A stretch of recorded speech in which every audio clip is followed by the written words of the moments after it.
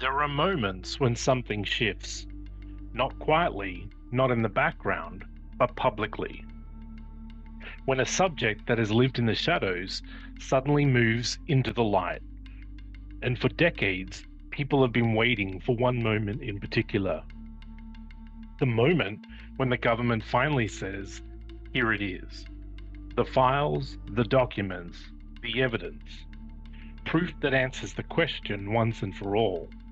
And now that moment appears to be here, with reports that Donald Trump has ordered the release of UAP-related files and claims that very interesting material has already been identified. The expectation is immediate. This is it. This is disclosure. This is where everything changes.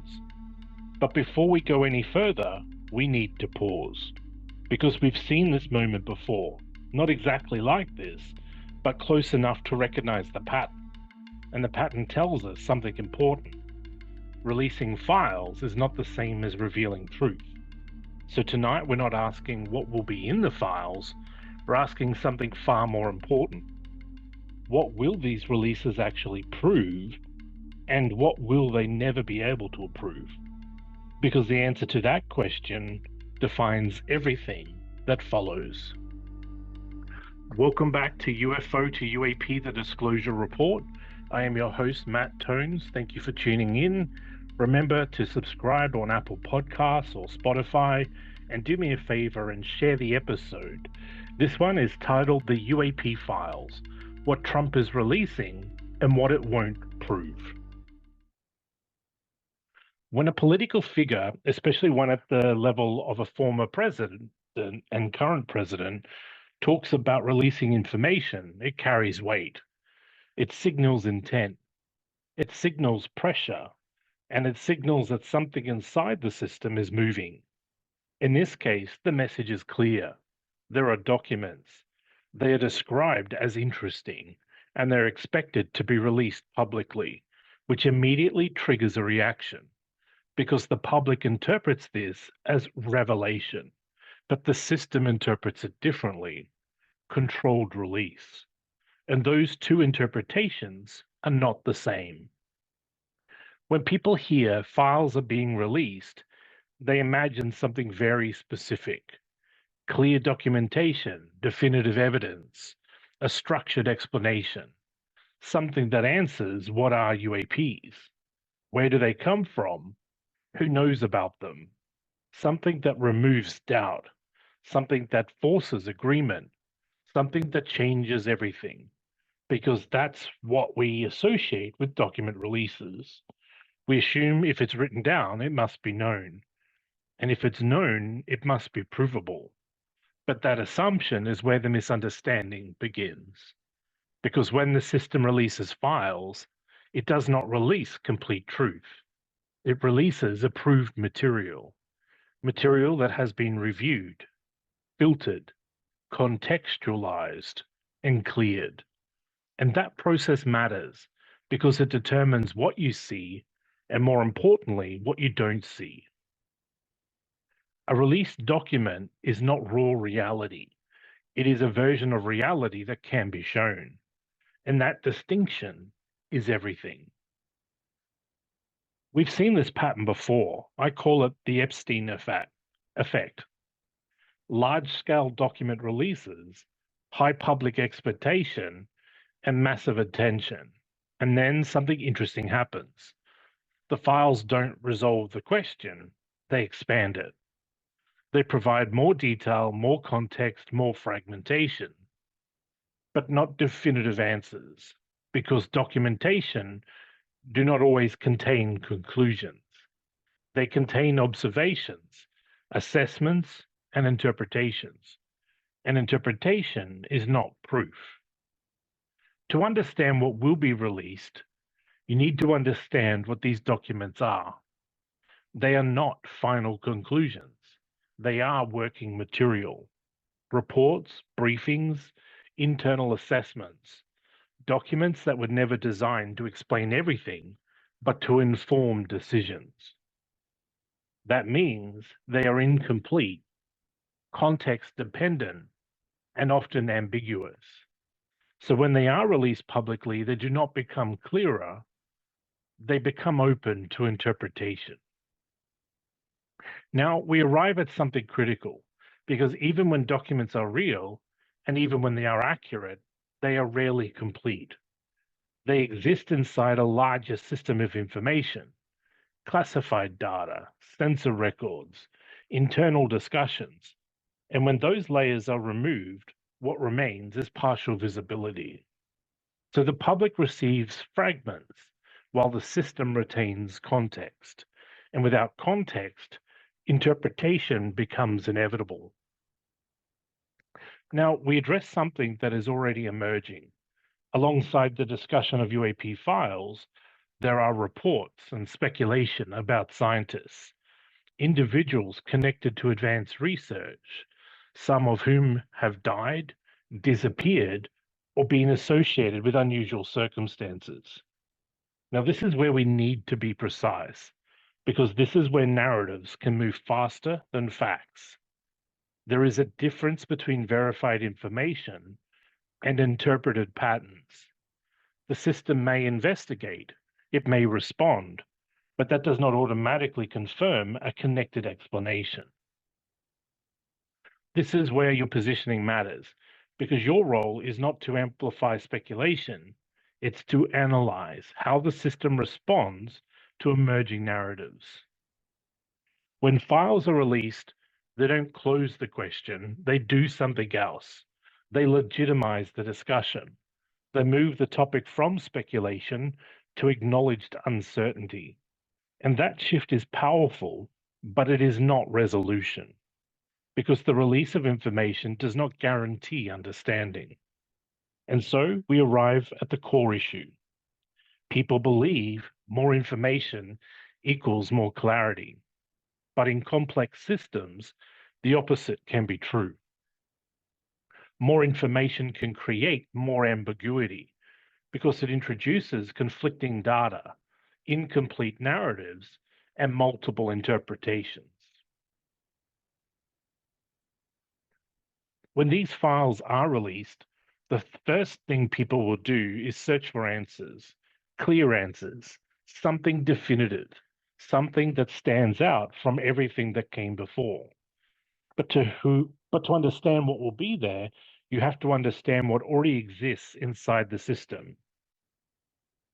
Most UAP-related materials falls into a few categories: observational reports, pilot accounts, sensor data summaries, internal assessments, not conclusions, not confirmations, descriptions, accounts of something seen, something tracked, something recorded, but not something fully understood.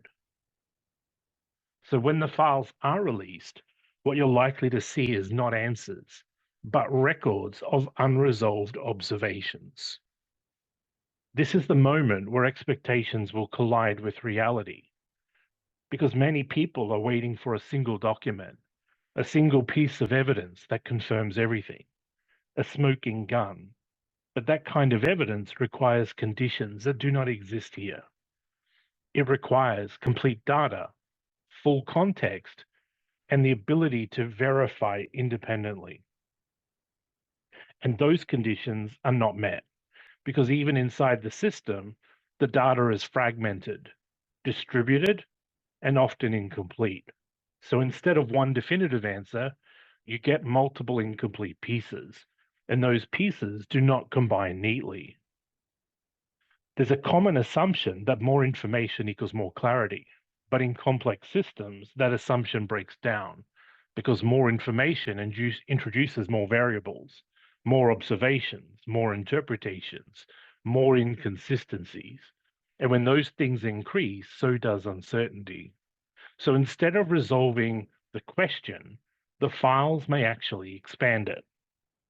Another factor that will shape what people see is redaction.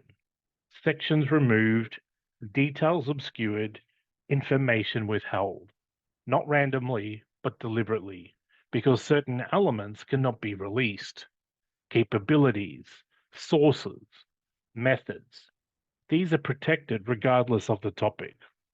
So even when the documents are released, they are incomplete by design. Before anything is made public, it passes through a process: review, assessment, and clearance. And that process determines what is acceptable to release, not what is true in total, but what is safe to show. That means every document you see has already been filtered, not to deceive, but to protect. And protection limits visibility. Even when the data is real, there is another problem: interpretation. A radar track does not explain itself. An infrared signature does not define its origin. It shows behavior, not meaning. So when these documents are released, what people are really seeing is interpreted data, not objective truth, which means different people can look at the same document and reach completely different conclusions. Inside the system, there may be attempts to connect the dots, patterns may be identified, possibilities may be considered, but publicly those connections are rarely presented as facts, because to do so would require certainty, and certainty is very difficult to achieve under these conditions. So instead, the system presents observations and leaves interpretation open. This is where everything comes together, because what we're seeing is not just a release of information, it is a controlled process. Information is introduced gradually, selectively, and strategically, not to overwhelm the system, but to manage it, because sudden clarity can create instability, but gradual ambiguity can be absorbed.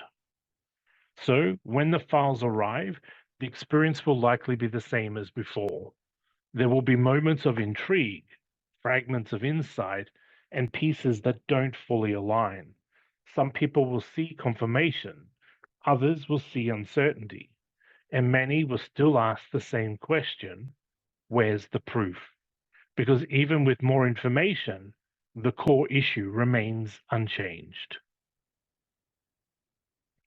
There is an idea that sits behind all of this: the belief that one day there will be a moment where everything is revealed, where the documents are complete, where the answers are clear, where the question finally ends. And moments like this, where files are announced, where releases are promised, they feel like that moment. But history tells us something different. There is no single moment of revelation. There are only stages of visibility, and each stage reveals more without ever revealing everything. What we're seeing here is not separate from the evidence problem. It is an extension of it, because the same constraints apply, the same limitations, the same structure. Data exists, but it is fragmented. Context exists, but it is restricted. And so when information is released, it carries those same limitations with it, which means the files will not solve the problem, they will demonstrate it. Now, we move into something deeper, because disclosure is often misunderstood. People think disclosure means answers, but in reality, disclosure means access to information.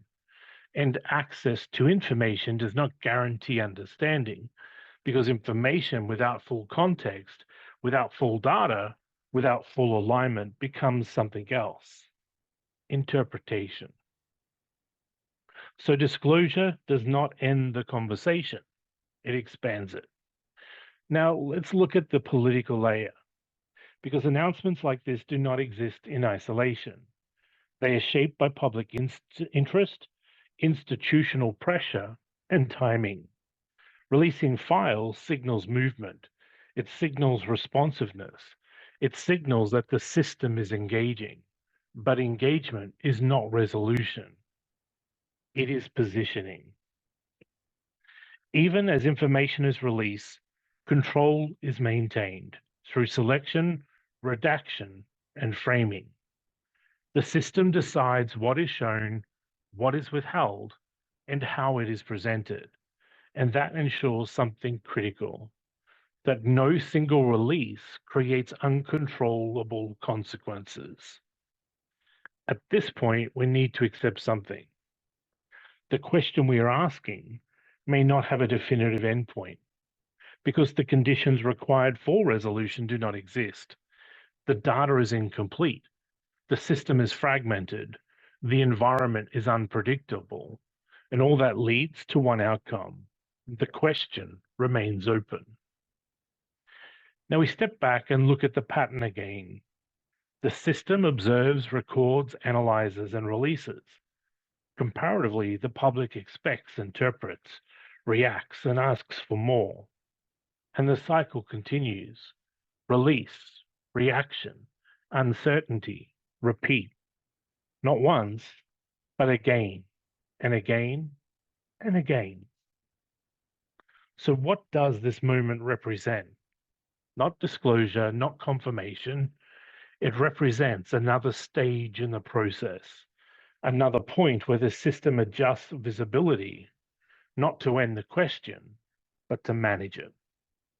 So we return one final time to the question at the center of this episode.